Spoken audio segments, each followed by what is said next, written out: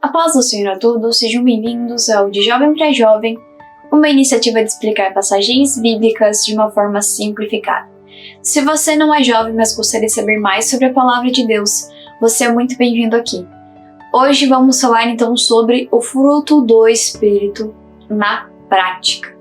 Vemos que o fruto do Espírito se manifesta de muitas formas, e ele vem do trabalhar do Espírito Santo em nós.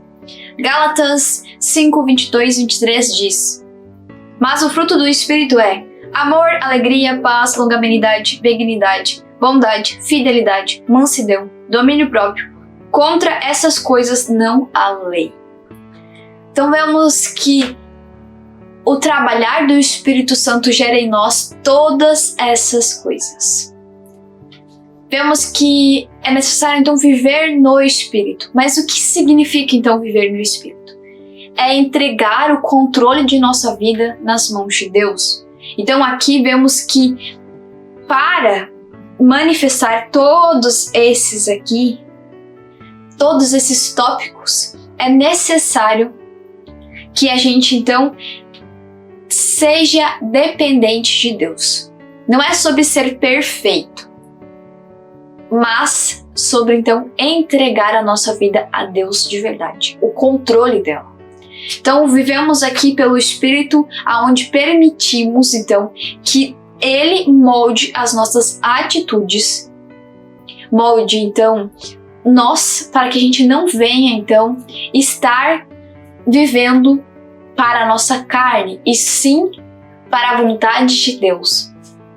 Gálatas 5:25 diz: Se vivemos no Espírito, andemos também no Espírito. Então vemos aqui que é preciso viver no Espírito para andar pelo Espírito. Então é entregar o controle de nossa vida realmente nas mãos de Deus. É ouvir antes de reagir, antes de agir, antes de tomar uma decisão. É preciso orar. Então é buscar no Espírito a resposta.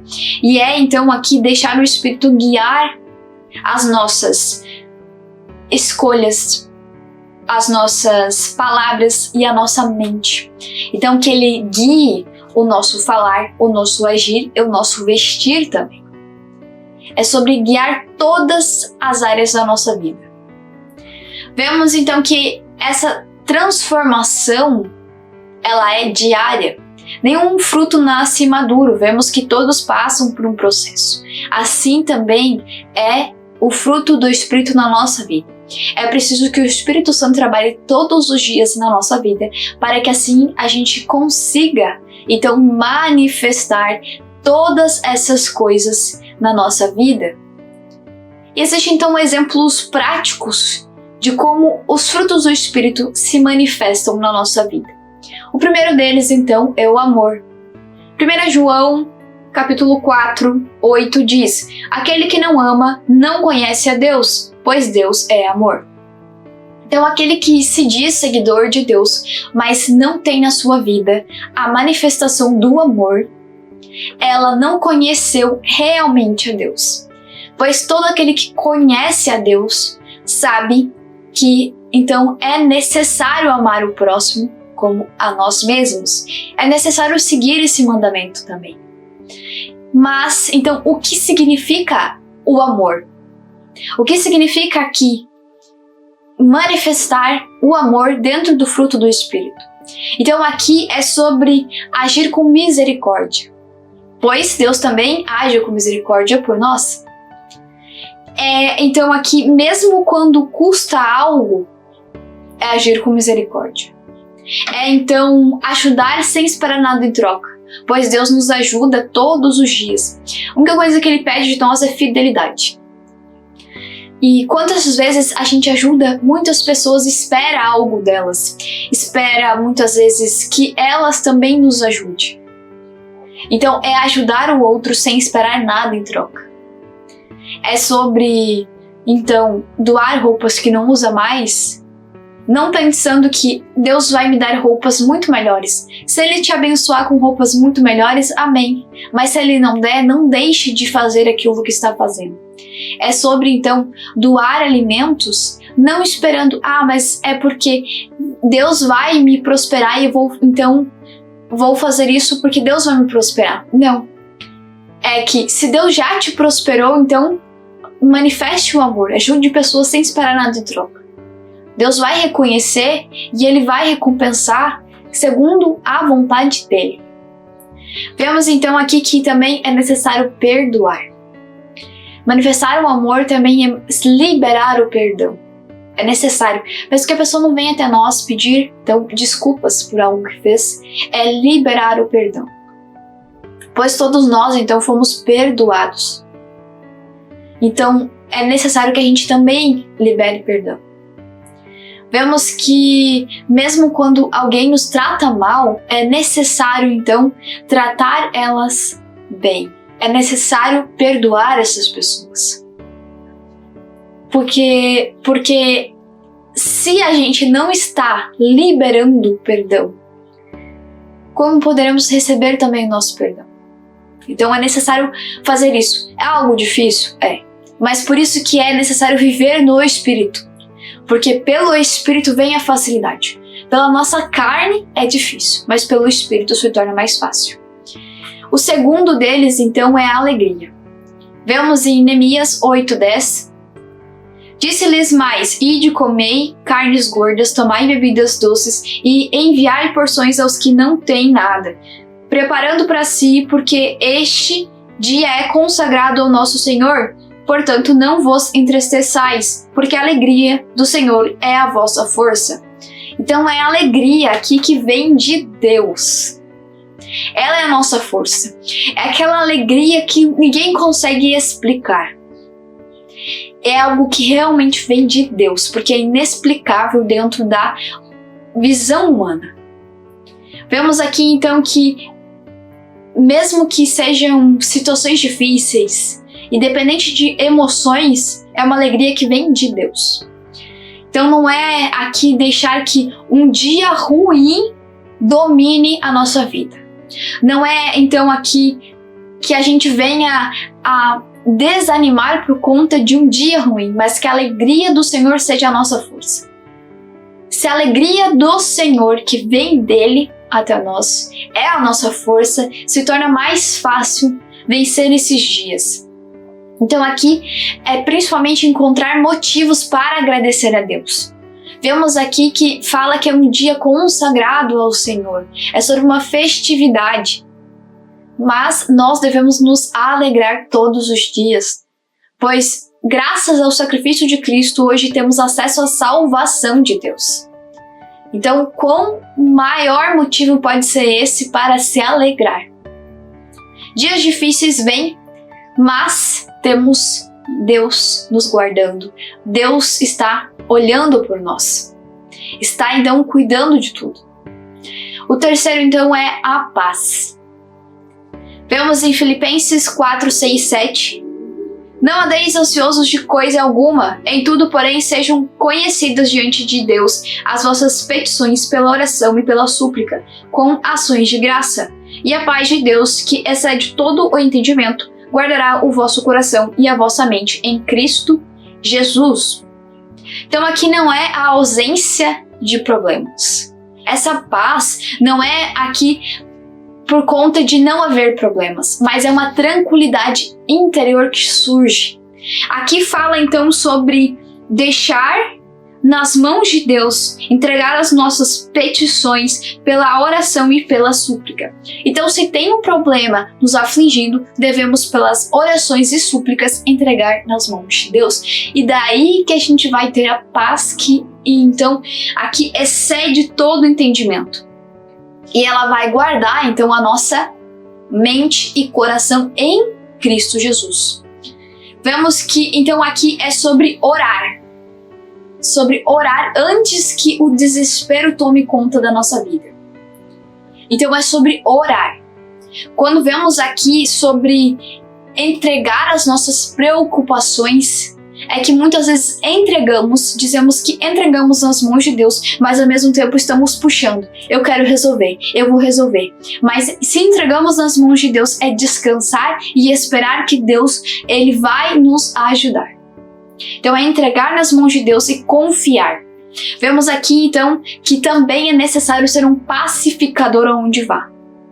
Então aonde que a gente consiga ir, seja trabalho, escola, mercado, seja onde for, que a gente seja pacificador. Somos chamados a ser pacificadores. Então não é aqui sobre querer ter intrigas com outras pessoas, é sobre ser pacificador, levar a paz. Que a paz que excede todo o entendimento tome conta da sua vida e a partir disso você vá nos lugares sendo pacificador. Vemos aqui que o quarto é longanimidade ou paciência. Salmo 62:5 diz: somente em Deus a minha alma espera silenciosa, porque dele vem a minha esperança. Então é suportar situações e pessoas sem então aqui perder a calma. Apesar que venham situações difíceis, estressantes, ou pessoas fiquem tentando nos fazer então perder a calma, que a gente se mantenha com calma. Se mantenha então aqui confiando em Deus. Então ser paciente no trânsito, na sala, na cozinha, em casa, na farmácia, na escola, aonde for que a gente esteja, é sobre ser paciente. E essa paciência aqui vem então de Deus. A nossa carne, então, não vai querer que a gente aja dessa forma, porque ela quer nos levar ao pecado. Mas o nosso Espírito, o Espírito Santo, ele quer nos levar, então, a viver outras coisas, viver no Espírito. Vemos, então, que é sobre respirar antes de responder. Vem uma palavra torpe, mas respira, pede para que o Espírito Santo guie o seu falar e assim você evita muitas coisas. Então, e principalmente entender que devemos esperar então no tempo de Deus. Não é sobre o nosso tempo. É sobre confiar em Deus, que no tempo dele assim se fará. Vemos em quinto então a benignidade. Provérbios 15:1. A resposta branda desvia o furor, mas a palavra dura suscita a ira. Então a dureza de palavras acaba trazendo ira para a vida das pessoas. E aqui é sobre ser gentil, sobre ser educado e amável. Então, ir nos lugares, dizer por favor, obrigada, sobre dar um bom dia para as pessoas, sobre ser educado, sobre ter educação. Algo que, independente da religião da pessoa, é algo necessário, ter educação. Sobre gentileza. Gentileza gera gentileza, então é preciso que a gente seja gentil. Então aqui é sobre se uma pessoa vem até nós agir de uma forma que não seja gentil, que a gente não responda da mesma forma. Pois somos chamados a ser imitadores de Cristo. Então temos que agir de forma diferente.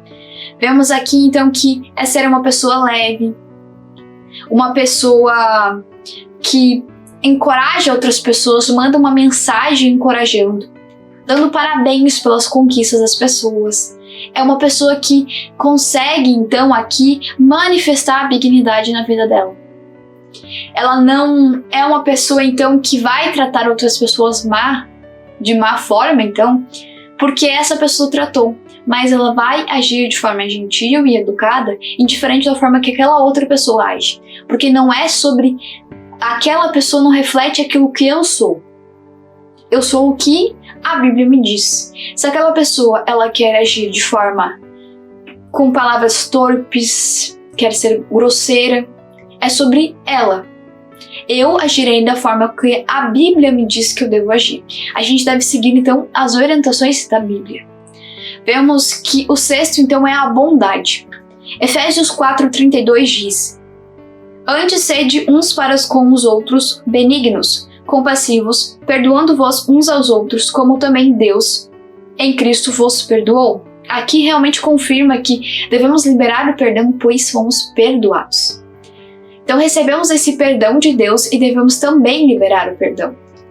Vemos que aqui é a prática do bem sem, então, ter aqui uma segunda intenção. É uma intenção sincera de só ajudar as pessoas, sem ter algo em troca. É só ajudar as pessoas.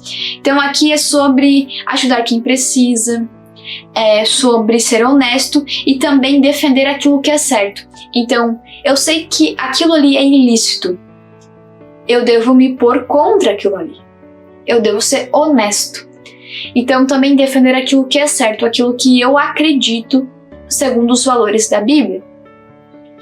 O sétimo, então, é fidelidade. Hebreus 10, 23 diz: guardemos firme a confissão da esperança sem vacilar, pois quem fez a promessa é fiel.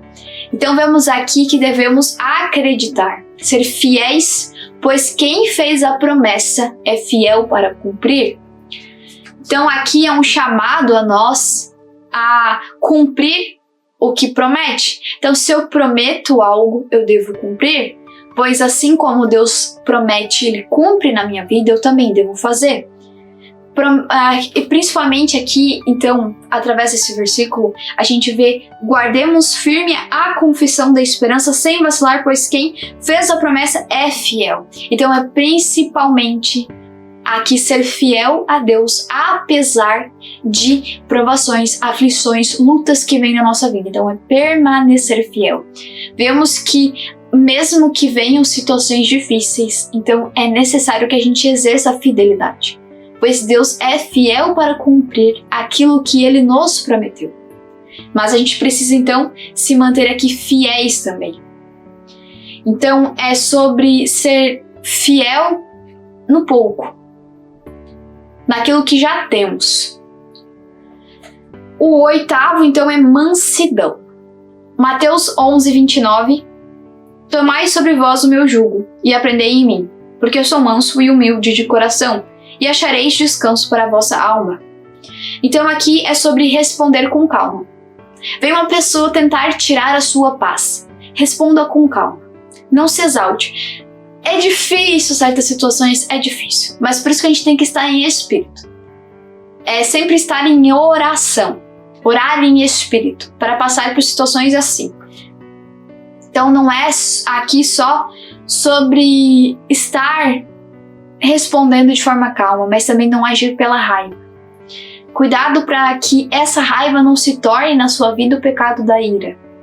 Pois a ira, quando ela se manifesta na nossa vida como um pecado, é porque ela toma conta da nossa vida e das nossas ações. A gente deixa de raciocinar e passa então a agir somente pela ira. Vemos aqui então que é tratar as pessoas com um equilíbrio, de forma equilibrada, responder com calma, com cautela, mesmo quando vem situações difíceis. E o nono, então, é o domínio próprio, algo muito importante. 2 Timóteo 1,7 diz: porque Deus não nos tem dado espírito de covardia, mas de poder, de amor e de moderação. E aqui quando vemos moderação, é justamente isso. Devemos ser moderados. Vemos que, então, o domínio próprio é controlar os nossos desejos, emoções e impulsos. Que a gente não haja por impulso, mas que a gente seja, então, alguém que raciocina antes de agir. E principalmente alguém que busca em Deus as respostas. É pedir que Deus nos dê direcionamento para que eu tome então decisões movidas pelo Espírito e não sobre as minhas próprias convicções. Pois as minhas convicções podem estar vindo de lugares errados. Já se eu tomar decisões pelo Espírito, estarei então tomando decisões corretas. Vemos que, então, é necessário que a gente aqui evite falar no calor do momento. É realmente pensa, analisa e responde. Então não é aqui sobre responder rapidamente. Não se precipite nas suas palavras, decisões, mas seja então paciente também na forma de responder. Então é sobre também controlar hábitos. tudo aquilo que desagrada a Deus, que a gente tire fora da nossa vida e passe a viver coisas que agrade a Deus. O controle do próprio corpo é muito importante, principalmente controlar aquilo que falamos. As palavras torpes podem machucar muitas pessoas. Então, se não cuidamos daquilo que estamos falando, corremos risco de magoar muitas pessoas e até afastar pessoas da fé. Então, o quão perigoso é falar sem pensar? O quão perigoso é, então, liberar uma palavra que muitas vezes pode não parecer nada, mas pode magoar muitas pessoas. Quantas pessoas já saíram dos caminhos do Senhor por palavras? Mas daí questionam, mas isso é porque a pessoa é fraca na fé. Sim, existem pessoas que são mais fracas na fé. Por isso que devemos cuidar das nossas ações e das palavras que temos liberado. E orar por aqueles que são mais fracos na fé. Somos uma família em Cristo, irmãos em Cristo. Então devemos orar um pelos outros e não julgar uns aos outros e muitas vezes liberar essas palavras que afastam pessoas de Cristo.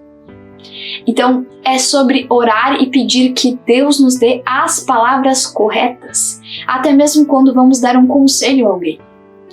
Vemos aqui então que é necessário ter disciplina para ter domínio próprio. Então é sobre estar se dedicando. Disciplina vem de se dedicar a algo. Vemos aqui então que o nosso fruto do Espírito se manifesta através do relacionamento que temos com Deus. Então uma disciplina de ter um relacionamento com Deus e buscar a Deus todos os dias. Então é preciso que eu tenha um tempo com Deus. Que eu tenha então aqui um tempo de oração, de leitura bíblica, de dedicação. E todos os relacionamentos nos dedicamos. E por que com Deus não deve ser assim? Precisamos nos dedicar no relacionamento com Deus. Então, é realmente tirar um tempo para ler a Bíblia, para orar. Se não tem tempo de realmente dobrar os joelhos, ore em espírito. Ore e converse com Deus. Converse ao longo do seu dia com Deus. E, então, se dedique a esse relacionamento para que o fruto do Espírito se manifeste na sua vida. Vemos aqui então que é preciso que a gente ore em espírito para que a gente seja fortalecido e passe então a realmente a viver aquilo que Deus espera de nós. Vemos também que é necessário então que a gente confesse e se arrependa daquilo que está errado em nossa vida. E muitas vezes, se você não sabe ainda o que você está fazendo errado, ore e peça que Deus lhe mostre. Senhor, o que eu preciso melhorar? O que eu tenho feito que está desagradando ao Senhor? É pedir que Deus nos dê clareza sobre as nossas próprias ações. Se a gente não consegue analisar as nossas próprias ações e emoções, peça que Deus nos dê compreensão, discernimento para compreender aquilo que devemos mudar na nossa vida. Então aqui é um chamado para viver o fruto do Espírito presente em nós, é um chamado a também se arrepender, um arrependimento genuíno. Então aqui é reconhecer as fraquezas para poder crescer. Então, se eu tenho uma fraqueza em mim, que eu possa reconhecer essas fraquezas para mudar então a minha vida. Vemos também que é necessário que a gente venha a fazer escolhas pensadas todos os dias. Então, é orar e pedir que Deus nos dê direcionamento para que a gente tome boas decisões. Então, que eu não venha tomar decisões precipitadas. É necessário, então, aqui eu criar hábitos positivos também. Então, é sobre não ter momentos isolados com Deus, mas que os hábitos sejam de leitura bíblica, seja de ouvir louvores, seja de ter uma vida dedicando-se a Deus. Então, os hábitos, eles devem estar presentes em nossa vida. Vemos, então, que é necessário também deixar Deus, então, aqui podar tudo que não produz fruto em nós. Então, é sobre se colocar perante Ele como uma árvore que quer dar frutos, deixar que Ele limpe tudo aquilo que não provém dele. Então, João 15:2 diz: todo ramo que estando em mim não der fruto, Ele o corta, e todo o que dá fruto limpa para que produza mais fruto ainda. Então, se o Senhor vê em nós que somos árvores que têm dado fruto, Ele limpa e prepara para que dê mais frutos. Então, é entregar nossa vida nas mãos dEle, para que Ele reconheça em nós aquilo que precisa ser podado, precisa ser limpo, para que a gente venha dar mais frutos. Vemos que, às vezes, a gente, então, pensa se está vivendo os frutos do Espírito, mas eles se manifestam de muitas formas na nossa vida. É aquela vez que você se estressou, poderia ter falado uma palavra torpe, mas você se conteve, você teve domínio próprio, dominou aquilo que você iria falar. Então é sobre isso, é sobre se controlar, é sobre que cada um desses dons, esses dons que vêm do Espírito, que é o amor, que é a benignidade, que como se fossem dons, porque se manifestam com uma tranquilidade na nossa vida e nos transformam para que a gente reflita que somos então imagem de Cristo, somos imitadores de Cristo. É algo maravilhoso. Vemos então aqui que é necessário estar mais próximo de Cristo para que a gente venha então refletir aquilo que Ele é. Vemos em João 15:5 que diz: eu sou a videira, vós os ramos, quem permanece em mim e eu nele, esse dá muito fruto, porque sem mim nada podeis fazer. Então os frutos, eles não revelam uma perfeição, mas revelam sobre o sinal que Deus está satisfeito com nós. E não satisfeito porque atingimos um padrão de perfeição, mas porque estamos nos dedicando ao Espírito, buscando as coisas lá de cima para viver então a totalidade da nossa fé. Bom, espero que essa palavra tenha falado aos nossos corações, que Deus continue abençoando a todos. E a gente volta então no próximo domingo com mais uma temática. Muito obrigada a todos que têm assistido os vídeos e até domingo.